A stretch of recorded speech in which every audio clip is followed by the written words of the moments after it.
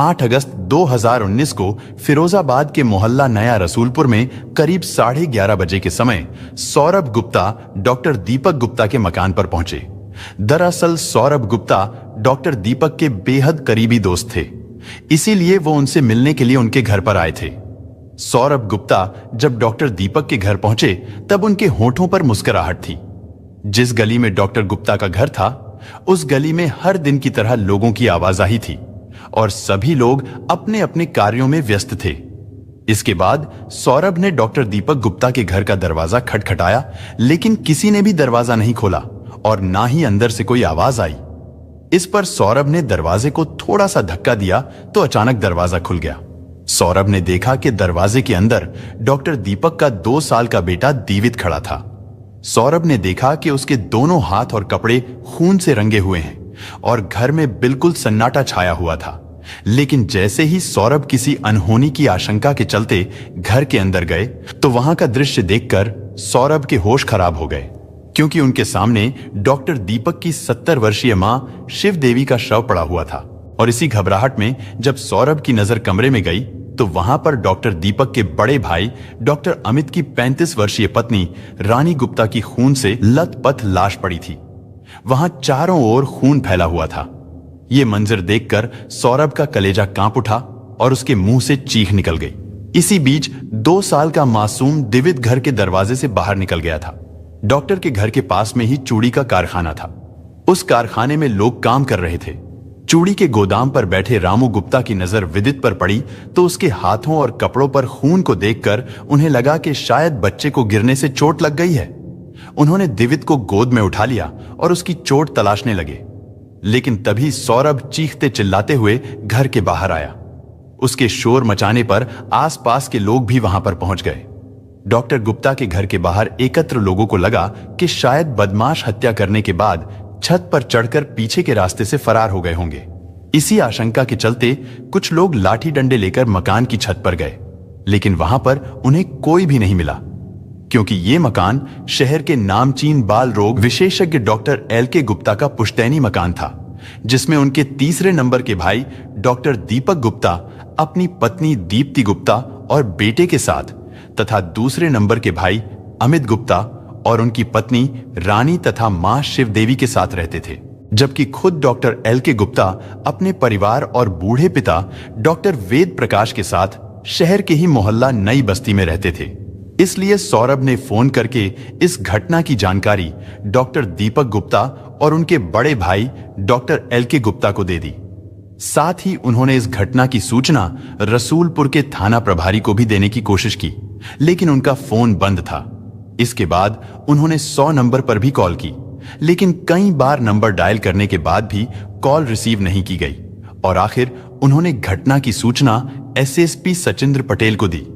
इसके बाद SSP सचिंद्र पटेल दोपहर करीब 12 बजे SP प्रबल प्रताप सिंह और पुलिस टीम के साथ घटना स्थल पर पहुंच गए।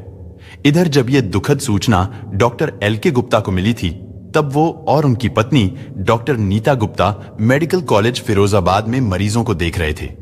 इसके बाद आनन फानन में डॉक्टर LK गुप्ता अपनी पत्नी के साथ अपने पैतृक घर पहुंच गए। कुछ ही देर में अन्य घर वाले भी वहां पहुंच गए थे। इसके बाद पुलिस ने घटना स्थल को सील कर दिया ताकि सबूतों से किसी तरह की कोई छेड़छाड़ ना की जा सके। मामले की गंभीरता को देखते हुए SSP सचिंद्र पटेल ने फॉरेंसिक टीम को भी मौके पर बुला लिया था। दिन दहाड़े हुए इस दोहरे हत्याकांड की खबर कुछ ही देर में पूरे इलाके में फैल गई और देखते ही देखते घटना स्थल पर लोगों की भारी भीड़ जुट गई। लोगों का आक्रोश और बढ़ती भीड़ को देखकर किसी अनहोनी की आशंका में पुलिस अधिकारियों को फिरोजाबाद के थानों के अलावा जिले के अन्य थानों से भी फोर्स बुलानी पड़ी। इधर सूचना मिलने पर CO doctor Arun Kumar Singh, CO Sanjay Verma भी मौकाए वारदात पर पहुंच गए थे। इसके बाद पुलिस अधिकारियों ने दोनों शवों की जांच की तो पता चला कि दोनों महिलाओं की हत्या बड़ी बेरहमी से गला रेत कर की गई थी। रानी का शव कमरे में पड़ा था। उसके शव के पास ही एक हथौड़ा और एक चाकू भी पड़ा था। रानी के पैरों के पास ही उसकी सास शिव देवी का शव पड़ा था। उनके पैर कमरे के बाहर आंगन में थे। जांच के दौरान ये चीज भी सामने आई कि खुद को हत्यारे से बचाने के लिए सास और बहू ने काफी संघर्ष किया था। क्योंकि उन दोनों के गले कटे होने के साथ साथ उनके शरीर पर भी कई जगह चोट के निशान थे। घटनास्थल के हालात देखने से लग रहा था कि रानी की हत्या पहले की गई होगी और उस समय सास शिवदेवी ऊपर वाले कमरे में रही होगी। ऊपर की मंजिल पर लोहे के जाल के पास लगे नाली के पाइप पर भी खून लगा हुआ था। पुलिस ने अनुमान यह लगाया था कि पहले शिवदेवी के सिर पर हथौड़े से प्रहार किया गया और फिर बाद में उन्हें घसीटते हुए नीचे लाया गया। नीचे जाकर उनकी भी गला रेतकर हत्या कर दी गई। घर में चारों तरफ खून फैला हुआ था। नीचे वाले कमरे में पलंग के पास रखी अलमारी भी खुली हुई थी और उसका सारा सामान बिखरा पड़ा था। मकान के ऊपर वाले हिस्से में सीढ़ियों के बाईं तरफ वाले कमरे में रखी अलमारी भी टूटी हुई थी और उसका भी सामान बिखरा हुआ था, लेकिन दूसरे कमरे में रखी अलमारी का केवल हैंडल ही टूटा हुआ था और इसका मतलब यह था कि इस अलमारी को भी खोलने का प्रयास किया गया था, लेकिन हत्यारे सफल नहीं हो पाए थे। इसके बाद फॉरेंसिक टीम ने अलमारी तथा अन्य स्थानों से फिंगरप्रिंट और अन्य सबूत एकत्र किए। घर वालों ने बताया कि मकान के ऊपरी हिस्से में छोटा भाई दीपक गुप्ता, जबकि निचले हिस्से में दूसरे नंबर का भाई अमित गुप्ता अपनी पत्नी रानी, बेटी रिया और बेटे ईशु के साथ रहता था। घटना के समय दीपक के बेटे दिवित को छोड़कर बाकी सब बच्चे स्कूल गए हुए थे। इस घटना के बाद सभी बच्चों को स्कूल से बुला लिया गया था। हालांकि पुलिस थाना घटनास्थल से कुछ ही दूरी पर था, लेकिन फिर भी पुलिस घंटों बाद पहुंची थी और फिर भी हत्यारों का सुराग तलाशने में डॉग स्क्वाड टीम को नहीं बुलाया गया था। इसलिए स्थानीय लोगों ने फोन करके ये बात सदर विधायक मनीष असीजा को बताई। उस दिन वो लखनऊ में थे, लेकिन घटना की जानकारी मिलने पर उन्होंने इसके बारे में गृह सचिव और डीजीपी को बताया। डीजीपी तक मामला पहुंचने के बाद दोपहर लगभग 2:15 बजे आईजी सतीश गणेश अपने साथ डॉग स्क्वाड की टीम लेकर मौकाए वारदात पर पहुंचे, लेकिन उस समय तक तो उस गली के अंदर और घटनास्थल पर सैकड़ों लोग आ जा चुके थे। इसलिए खोजी कुत्ता भी हत्यारे के बारे में कोई भी सुराग नहीं दे सका था। लोगों के अंदर इस बात को लेकर आक्रोश था कि घटनास्थल से थाना मात्र 300 मीटर की दूरी पर है। इसके बावजूद भी पुलिस सूचना देने के आधे घंटे बाद घटनास्थल पर पहुंची थी। गुस्साए लोगों को एसएसपी सचिंद्र पटेल ने भरोसा दिलाया कि इस जघन्य हत्याकांड का खुलासा शीघ्र ही कर दिया जाएगा। ये रसूलपुर थाना क्षेत्र का मामला है, जिसमें हम लोग करीब 11:11 के आसपास सूचना मिली थी कि 2 महिलाओं का जो है मर्डर हो गया है। घटनास्थल पे हम लोग जब पहुंचे तो उसमें एक बुजुर्ग महिला और एक उनकी बहू, ये 2 लोगों की डेड बॉडी थी। संभवतः धारदार हथियार से उनकी हत्या की गई है। इस पूरे घटना में महत्वपूर्ण हम लोगों को सुराग मिले हैं और हम लोगों को उम्मीद है कि जल्दी हम लोग इसमें अभियुक्तों की गिरफ्तारी भी कर लेंगे। महत्वपूर्ण तथ्य हमारी जानकारी में आए हैं, कुछ सीसीटीवी फुटेज हम लोग देख रहे हैं और अभी इस समय हम उनको शेयर नहीं करना चाहेंगे, लेकिन शीघ्र ही घटना का अनावरण इसमें हो जाए। डॉग स्क्वाड और फॉरेंसिक टीम की जांच पूरी हो जाने के बाद पुलिस ने उन दोनों शवों को पोस्टमार्टम के लिए जिला हॉस्पिटल भेज दिया।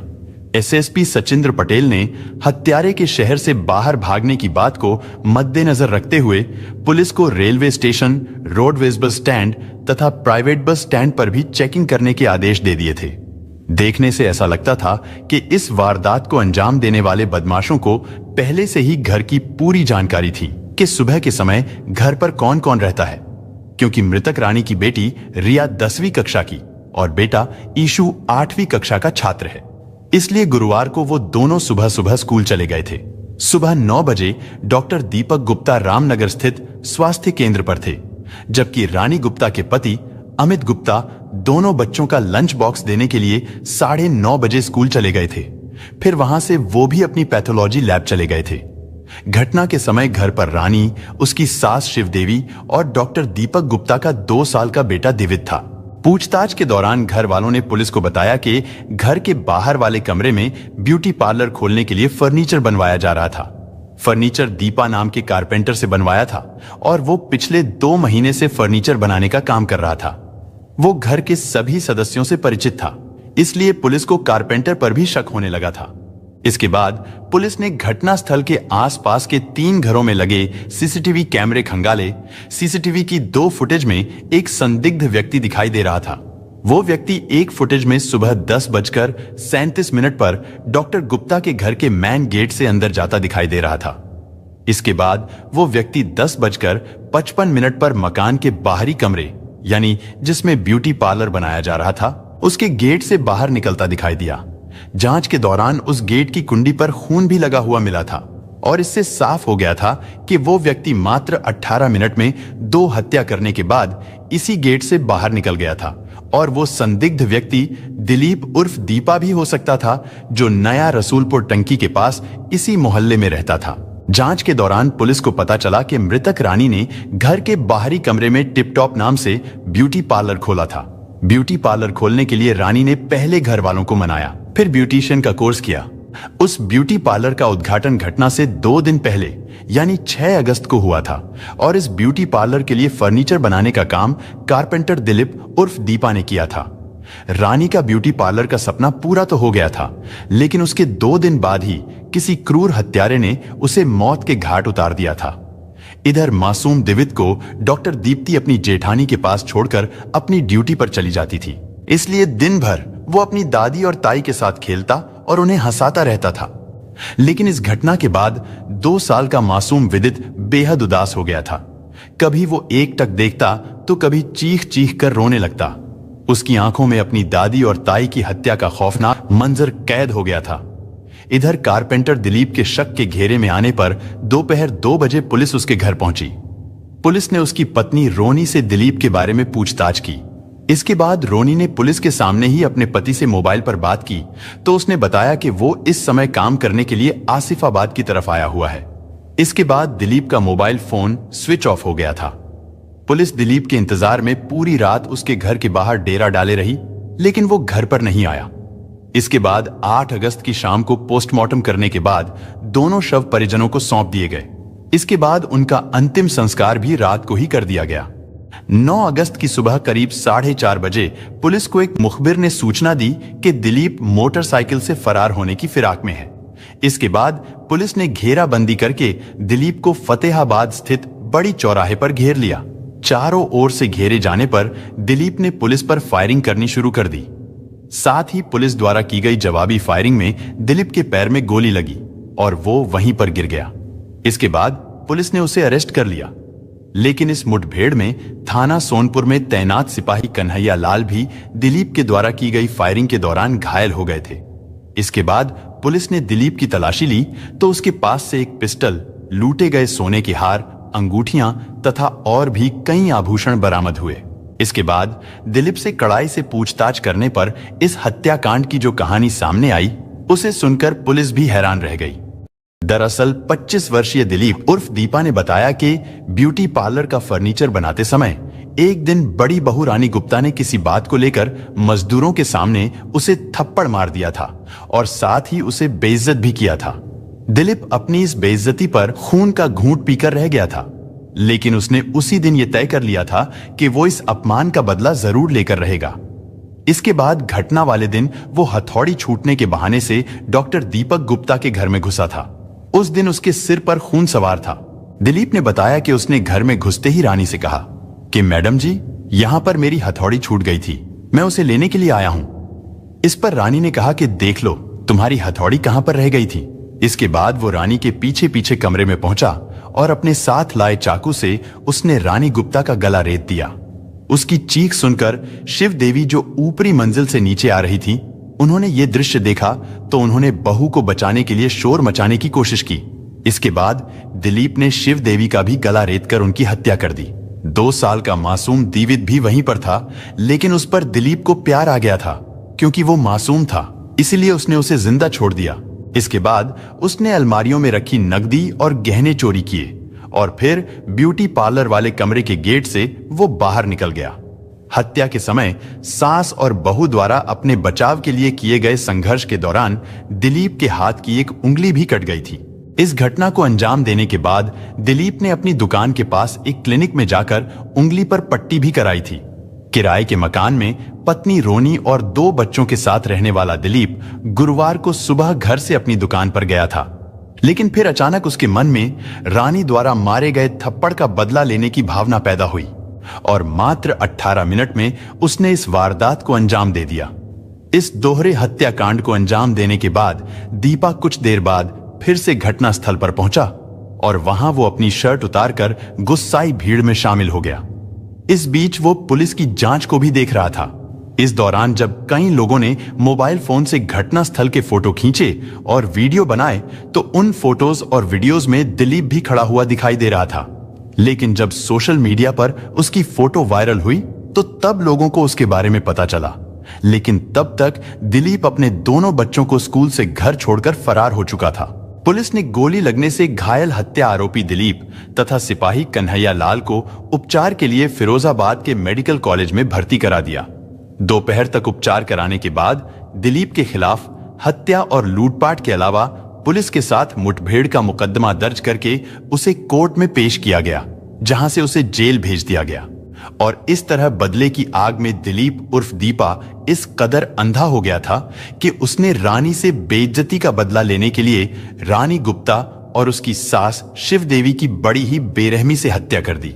अगर रानी गुप्ता ने किसी बात से नाराज होकर उसे थप्पड़ मार भी दिया था तो समझ सकता था कि वो उम्र में उससे बड़ी है, लेकिन दिलीप ने इस बात को दिल पर ले लिया था।